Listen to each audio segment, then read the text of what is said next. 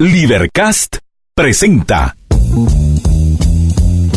una producción de Libertópolis, donde nuestra misión es promover un mundo de personas libres y responsables en búsqueda de su felicidad. Creamos valor innovando, analizando y transmitiendo información e ideas. Día a día encontrarás los episodios de las emisiones correspondientes a nuestros programas. Contravía, todo a pulmón. Contravía por la tarde, más negocios y Liberviernes.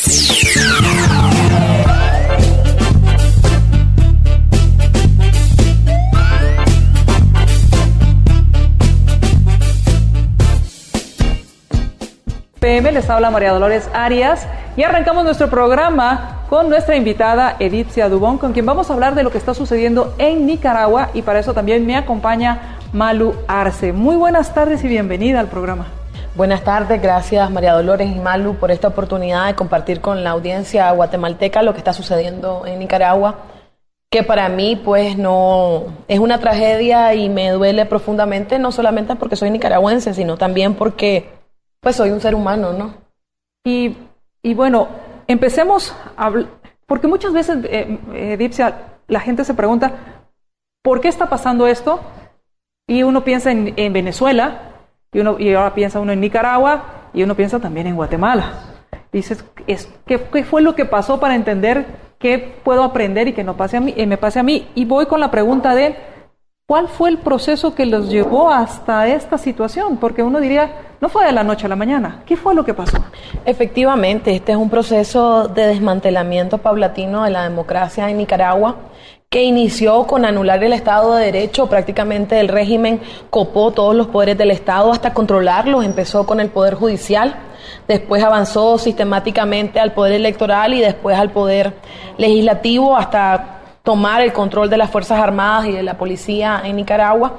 Este proceso no se pudo haber desarrollado sin la complicidad y la cooperación del gobierno de Venezuela, que fue quien apuntaló a través de la cooperación petrolera venezolana al régimen de Ortega, convirtiéndolo no solamente en un régimen con poder económico, un régimen con poder político, sino también un régimen con poder económico, al nivel que logró transar con todo el sector empresarial en Nicaragua y prácticamente conformar un estado corporativo donde el gobierno cogobernaba con los empresarios a favor de sus intereses, violentando los derechos y garantías ciudadanas y atropellando a todo aquel que disentiera sobre las posiciones del gobierno.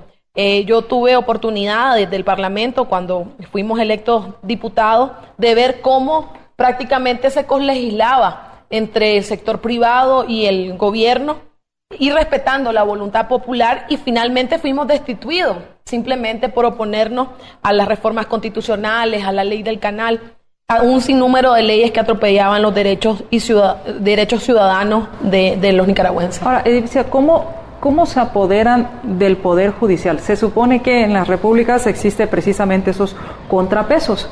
¿Cómo es que toman primero el Poder Judicial?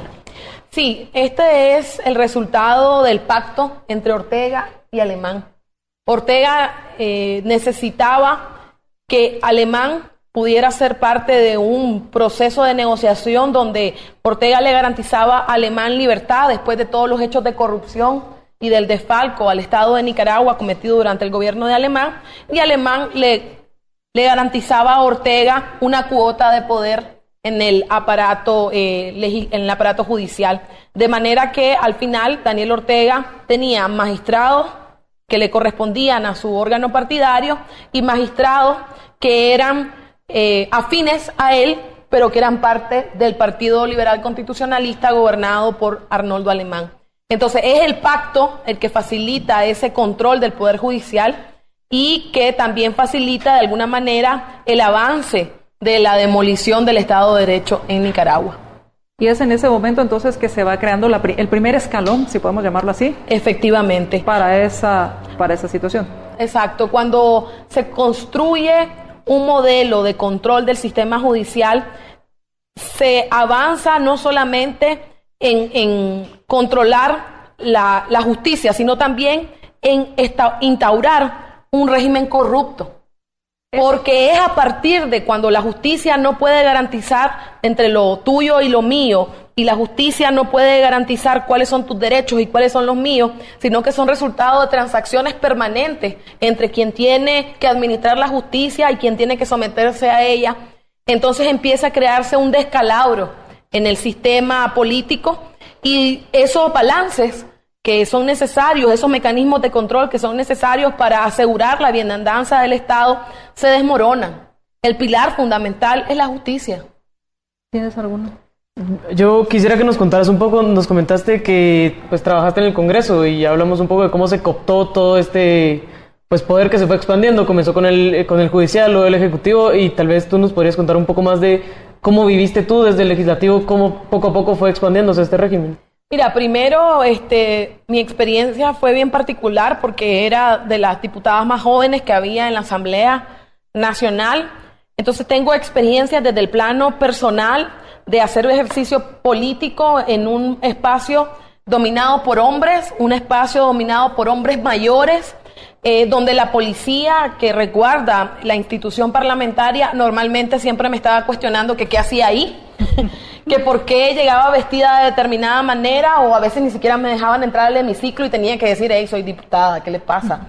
Porque hay unos esquemas, ¿no?, que están establecidos en el imaginario de la gente que determinan los comportamientos, y hay unos niveles de subordinación que también se construyen en esa infraestructura que están anclados a esos estereotipos, que creo que es importante compartirlo porque no es usual que hayan personas jóvenes y mujeres ocupando estos cargos.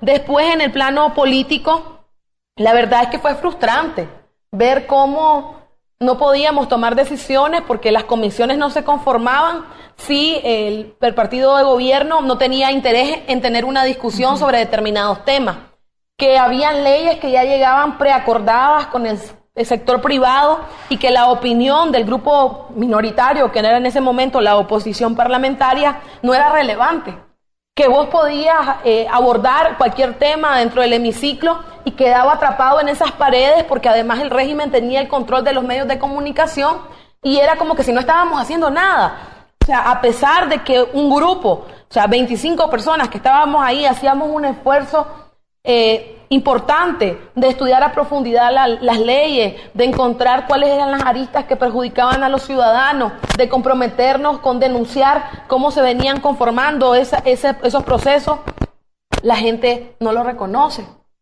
Porque el régimen se encargó de encerrarnos en esa plataforma y de alguna manera tuvimos que salir de ahí e ir a las calles y pasamos 2 años consecutivos protestando en las calles, demandando elecciones libres, justas y transparentes, y la gente no nos acompañaba. Esa era mi siguiente pregunta, porque hablas que eran una minoría, hablas de 25 o 27 diputados. ¿Por qué la gente? Y porque también se hace uno la pregunta en Venezuela y nos hacemos la pregunta aquí en Guatemala, ¿por qué se vota y se permite que lleguen estas personas al poder cuando suceden estas cosas? ¿Por qué es lo que pasa? ¿Qué es lo que deberíamos entender que hay detrás de ese voto? La verdad, María Dolores, que en el caso de Nicaragua es todavía peor, la gente ni siquiera vota. Entonces, el problema es que lo que nosotros y lo que yo viví en carne propia es que en Nicaragua habían habitantes, no habían ciudadanos. No estaban interesados por los procesos políticos, no estaban interesados por lo que estábamos discutiendo en la Asamblea Nacional, no estaban interesados por cómo se venía cooptando el sistema político, porque se les había instalado en la cabeza que la política no les daba de comer, que la política era problema de otros, de los extraterrestres que estábamos en la Asamblea. Pero al final, y es tan dramático, y yo lo siento así porque era una muchacha joven, pues, o sea, yo entré ahí a los 30 años y llego con un montón de ilusiones y lo que me encuentro es que mi punto de vista no tiene ninguna validez, no puedo discutir con nadie porque nadie quiere discutir, simplemente reciben órdenes, no hay debate, no hay capacidad de construir absolutamente nada, es frustrante y encima la gente que está uno defendiendo mis derechos y los de ellos y a ellos no les importa. Entonces es bien frustrante y hoy yo creo que, y lo más frustrante es cuando nuestra vida ha estado en riesgo. O sea, en 3 ocasiones yo estuve en riesgo de mi vida, particularmente una vez prácticamente nos encerraron en una casa, nos bombardearon hasta que estalló un vehículo y los grupos estos paramilitares huyeron. Por eso no estoy muerta, porque un vehículo estalló. Pero al lado de donde nosotros estábamos había un juego de fútbol y habían más de 50 personas jugando fútbol y no dejaron de jugar fútbol ni un minuto. O sea, si nos hubieran matado, bien muertos hubiéramos estado. O sea, el sentido del desprecio a la vida, el sentido de la vida de los otros. O sea, que por hacer política está bien que te maten. Te mereces que te maten, no cuenta nada. Entonces, hoy por hoy, yo creo que la gente, después de este proceso tan trágico que hemos vivido los nicaragüenses, hemos recuperado, y esa es la única oportunidad, el valor de la democracia, el valor del ser ciudadano, de que la gente hoy ha asumido un rol protagónico y todos son líderes y todos están en la calle y todos se enfrentan al régimen y entienden hoy por hoy que la vida tiene valor, porque detrás de cada uno de nosotros hay familias, hay personas, hay gente que nos quiere y que quiere que nosotros estemos bien, que tengamos oportunidades. Entonces, creo que esa es la reflexión más importante. ¿Cómo hacemos que las personas que están ubicadas en un territorio actúen como ciudadanos? Vamos a ir al corte. Vamos a ir al corte y cuando regresemos hablemos de cómo hacer para que las personas reaccionen. ¿Es necesario llegar a esto o cuáles son esos síntomas o señales que debemos poner atención para decir, bueno, nos estamos acercando a un punto peligroso y hay que, antes de llegar a lo que está sucediendo en Nicaragua y qué fue lo que detonó en Nicaragua? Siga compartiendo nuestra transmisión. Estamos transmitiendo por facebook.com y también transmitimos por nuestras cuentas en Twitter. Nos buscan @Libertópolis. Estamos transmitiendo en Twitter y también nos pueden ver a través de nuestra página en libertópolis.com y nuestra Libertad. Nos pueden escuchar. Vamos al corte y regresamos.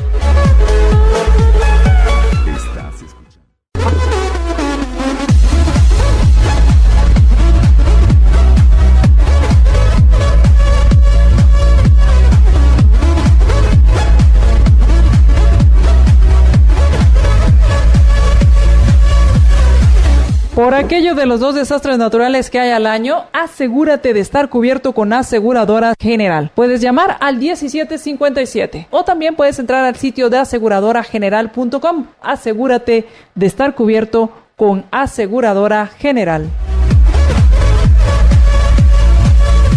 Gracias a quienes están compartiendo nuestra transmisión. Recuerden que estamos transmitiendo por Facebook, también por YouTube y también a través de nuestra cuenta en Twitter, @Libertópolis. También gracias a quienes nos acompañan por la 102.1 FM. Muchísimas gracias. Para quienes nos quieran dejar mensajes al 4585-4280. Ese es nuestro WhatsApp. De una vez déjelo en su teléfono. Y queremos agradecer a los organizadores del College Freedom Forum por darnos la oportunidad de entrevistar a Edipcia Dubón, también a la Universidad Francisco Marroquín, por darnos esta oportunidad. Y estamos platicando acerca de qué sucede en Nicaragua. Son nuestros vecinos, qué está pasando y entender qué podemos aprender de lo que sucede en Nicaragua. Y Malu, tenías una pregunta. Sí, de hecho, platicando ahorita un poco con Edipcia, tú nos contaste que eras de las pocas diputadas jóvenes que estaban en Nicaragua y que lastimosamente pues los jóvenes y pues prácticamente todos los nicaragüenses no se interesaban mucho por la política hasta que llegamos a lo que está sucediendo hoy en día. Pero vemos también que en redes sociales y que ya pues después de que ha explotado la situación vemos muchos líderes jóvenes.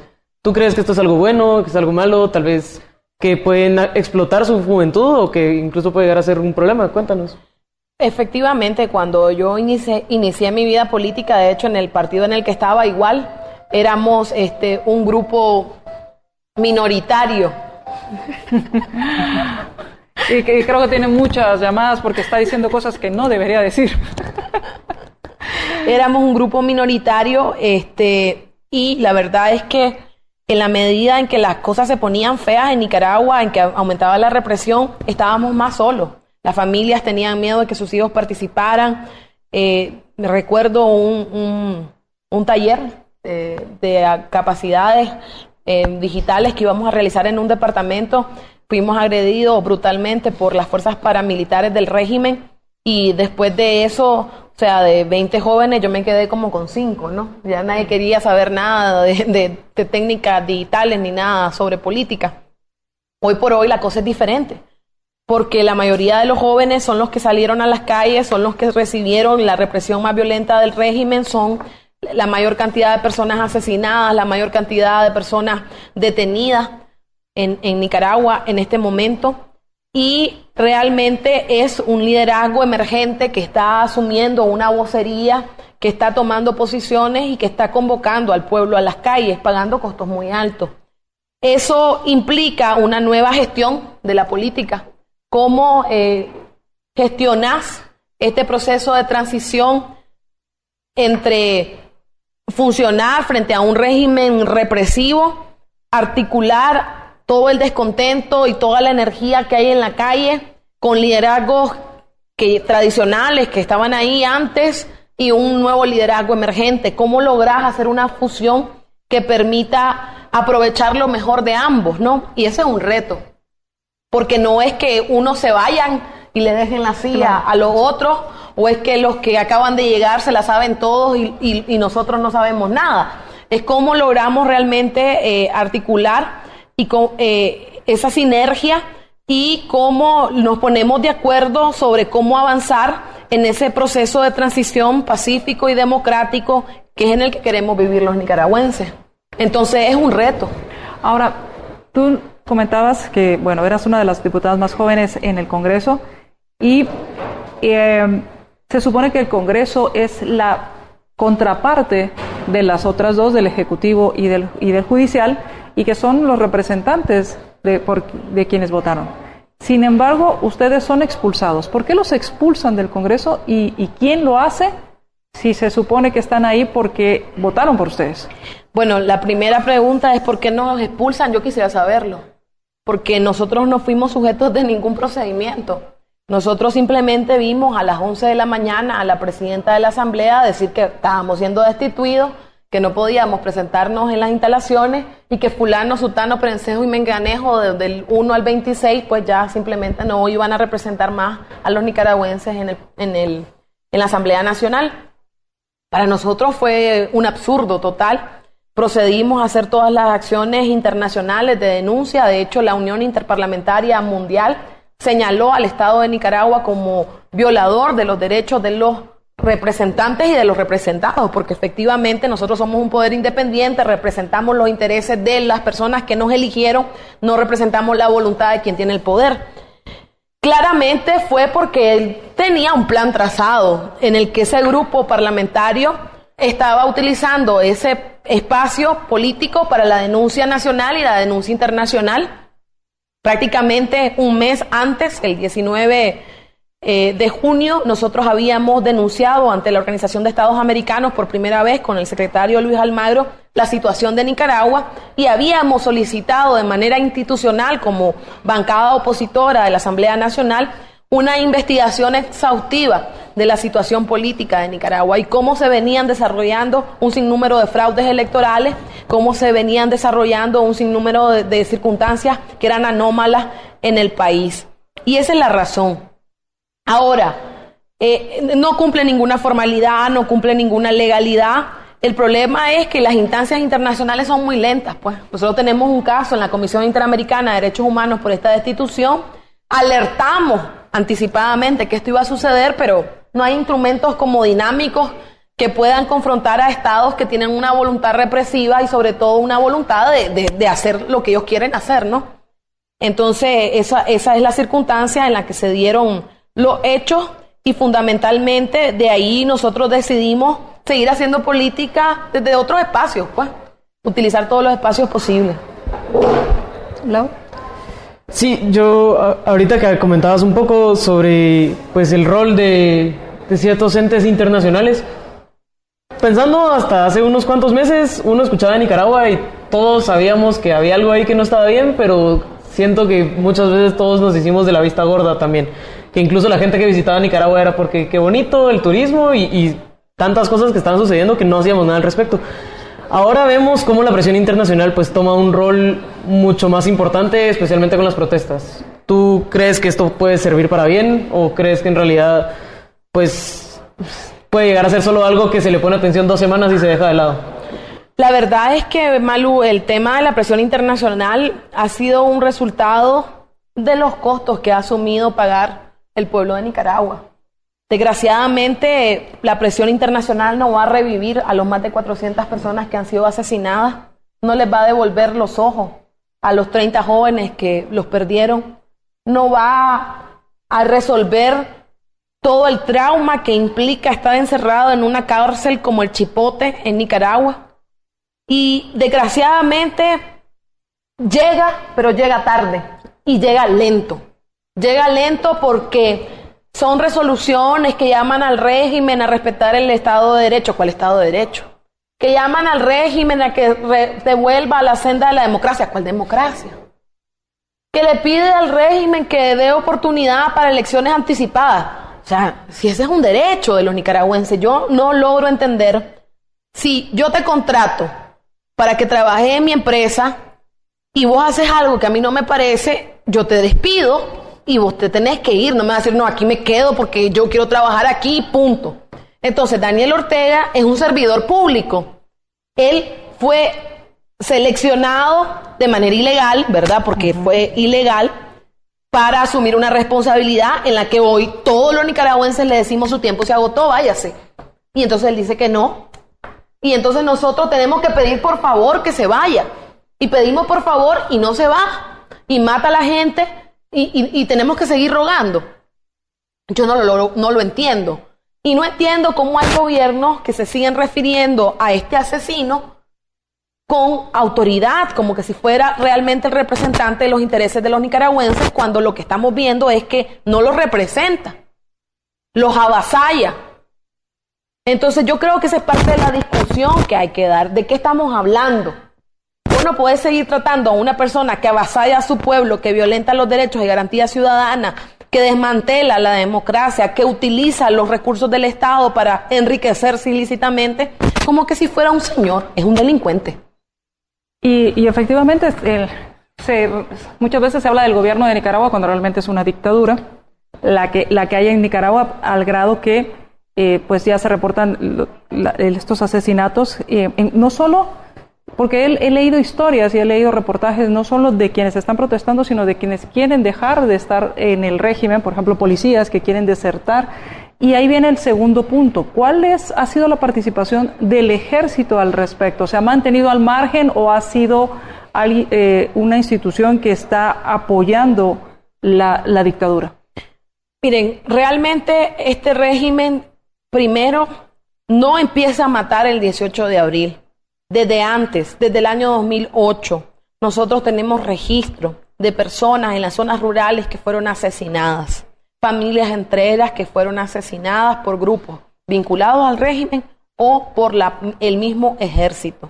De hecho, en noviembre del año pasado teníamos el caso de la señora Elea Valle. Sus hijos fueron acribillados por grupos del ejército y enterrados en una fosa común.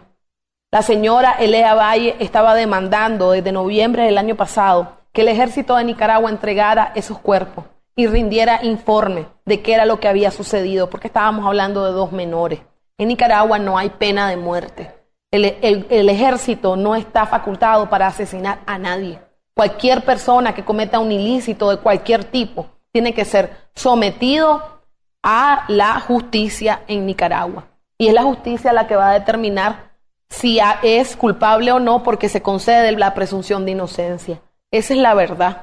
El ejército de Nicaragua realmente no aparece con sus uniformes en las calles de Nicaragua durante todos estos procesos de represión, pero guarda silencio y están cómplices por esa omisión, porque el ejército de Nicaragua está llamado a salvaguardar la soberanía nacional, y la soberanía nacional reside en el pueblo, y es el pueblo de Nicaragua el que está en las calles demandando justicia, democracia y libertad, y eso es lo que está obligado el ejército a respetar y a acompañar. El soberano es el pueblo, no es Ortega. Y hablando del soberano y hablando del ejército y el marco con el cual se regula cualquier relación en una sociedad, que es la Constitución, me gustaría que cuando regresemos del corte hablemos qué pasó con la Constitución en Nicaragua, porque ¿por qué puede hacer todo esto el gobierno o la dictadura de Ortega? ¿Por qué puede ser un dictador Ortega? ¿Qué es lo que le permite ser dictador? ¿Qué pasó con la Constitución? ¿Por qué tenemos que poner atención cuando nos hablan de una constituyente y de hacer reformas a las constituciones? Hablemos de esto cuando regresemos del corte. ¿Y cuál es la salida que ves? Porque desde afuera nosotros lo vemos como un animal arrinconado que está buscando defenderse y que en ese afán por defenderse puede hacer mucho más daño del que ya ha hecho. Vamos al corte y regresamos. Ahora lo mejor de la San Martín está en la puerta de tu casa con el servicio a domicilio al 221515. 2215-1515, tú puedes llamar y te llevan hasta tu casa o a tu oficina si vives o estás en las zonas 9, 10, 14, 15 y 16, con un consumo mínimo de 85 quetzales y un recargo de 12 por envío. Te mandan lo mejor de la San Martín, así que llama ya y disfruta de lo mejor de la San Martín al 2215-1515.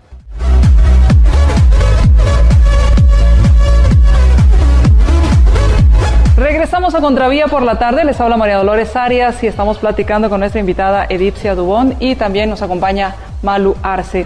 Y hablamos sobre la situación en Nicaragua. Y te preguntaba, Edipcia, ¿cómo es que una dictadura, y tengo dos preguntas, una, ¿cómo se sostiene legalmente? ¿Qué fue lo que pasó con la Constitución? Y la otra pregunta que nos hacemos es, ¿cómo se sostiene económicamente? Porque al haber toda esta situación de protestas, pues obviamente la economía no es boyante y sabemos que el gobierno de la única forma que vive es de nuestros impuestos.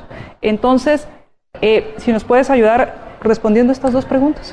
Bueno, la primera, este es un estado de facto. Se montó, Ortega vino desmontando el estado de derecho de manera de facto. Lo que hace es que en el 2014 propone una reforma constitucional donde él legaliza todo lo que venía realizando de facto. Entonces, él lo que hace es legalizar todas sus ilegalidades y asegurarse su continuidad en el poder, permitiéndose reelegirse de manera indefinida, eliminando los vínculos de consanguinidad y afinidad que permiten que Rosario Murillo sea vicepresidenta de la República y asegurando el control del aparato represivo, tanto del ejército como la policía, convirtiéndose él en el jefe supremo de las Fuerzas Armadas y de la policía. Este régimen se sostiene por el terror, por la utilización de las Fuerzas Armadas como mecanismo de represión abierta a la vista y paciencia de la comunidad internacional y de todos los y las nicaragüenses. Ese es el fundamental elemento que utiliza Ortega, es la fuerza. Es la capacidad inescrupulosa que tiene de hacer daño al asesinar, al desaparecer, al detener arbitrariamente a centenares de miles de nicaragüenses. Lo que estamos viendo los nicaragüenses es una tragedia que está sucediendo todos los días frente al mundo. Y realmente se sostiene porque él acumuló durante 11 años 4,5 millones de dólares, 4.500 millones de dólares de la cooperación petrolera venezolana. Esa cantidad de recursos Ortega los acumuló de manera privada y son sus recursos. Se convirtió en un nuevo rico en Nicaragua, él y su cúpula, quienes estamos siendo empobrecidos más de lo que ya somos los nicaragüenses. Hablando tal vez de un poco más personal, o sea, sabemos que en Centroamérica y Latinoamérica hemos tenido pues una historia muy conflictiva a lo largo de los años, pero muchos jóvenes solo estamos acostumbrados a ver eso como historia, exactamente. Sabemos que nuestros países han vivido una historia muy difícil, pero realmente es muy difícil conocer qué está pasando. Es muy extraño para nosotros ver esto como algo ya actual y por eso recurrimos mucho a las redes sociales y por eso me llamaba mucho la atención cuando te mencioné que se habló como 2 semanas y luego se quedó callado. Y fue mucho tema de nuestros hermanos nicaragüenses, vimos muchas de sus protestas, pero tal vez el último mes ya se ha perdido mucho ese contacto con las redes sociales.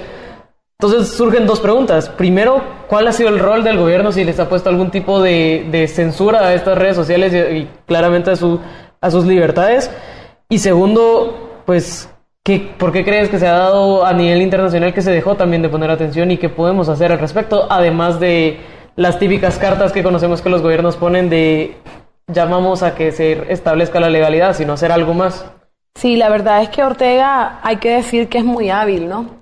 Y él pasó de la fase de la represión abierta en la que asesinaba a diestra y siniestra a una fase de represión más burocrática, donde está utilizando el aparato judicial para detener de manera arbitraria y procesar a todos aquellos que él considera enemigos de su proyecto político.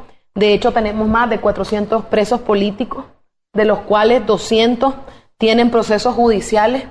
Los otros 200 prácticamente están en condición de secuestro y tenemos 7 personas que han sido sentenciadas ilegalmente por delitos que no han cometido. Tenemos a personas honorables como Carlos Brenes, como Ricardo Altodano, como el mismo Medardo Mairena, el líder del movimiento campesino nicaragüense, que están sometidos a cárceles de extrema seguridad en el que ni siquiera tienen acceso a sol, ni siquiera tienen ventanas, la cárcel en la que están. Entonces, eso parece que a la prensa no le gusta, no vende, pues, no vende. Si no hay sangre, no vende. Y entonces a nivel internacional ha perdido un poco como el encanto de estar denunciando que mataron a no sé cuántos nicaragüenses. Pero lo cierto es que los están apresando y están violentando sus derechos. Yo quiero aprovechar para decirle a la audiencia guatemalteca es que el pueblo de Nicaragua no ha cesado un minuto de protestar.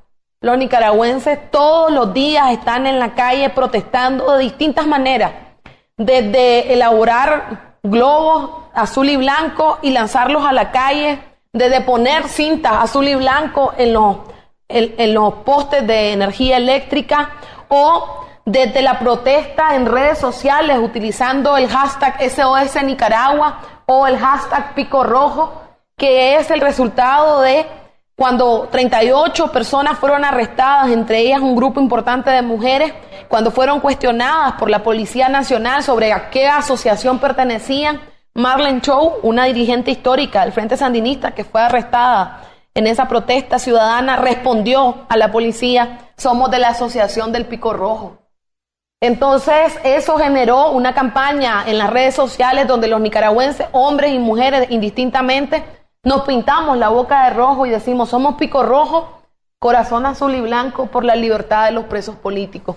Entonces los nicaragüenses hemos ideado distintas formas de protesta para estar en la calle, para estar demandando la libertad de los presos políticos, para demandar el desmantelamiento de los grupos paramilitares, para demandar elecciones libres, justas y transparentes anticipadas, para demandar el cese de la violencia.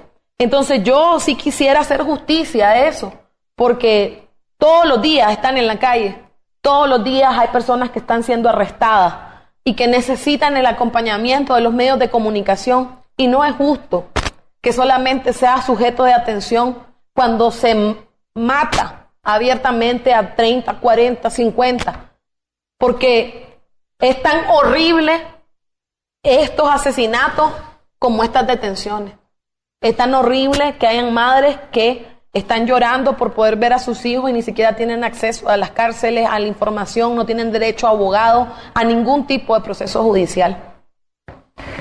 Y la pregunta que te hacía respecto a lo de la cúpula y al financiamiento económico que tiene este gobierno, por un lado se hablaba en un principio, hace algunos años se hablaba del crecimiento y de que se podían hacer negocios en Nicaragua y que en Nicaragua sí había respeto o sí había forma de hacer negocios.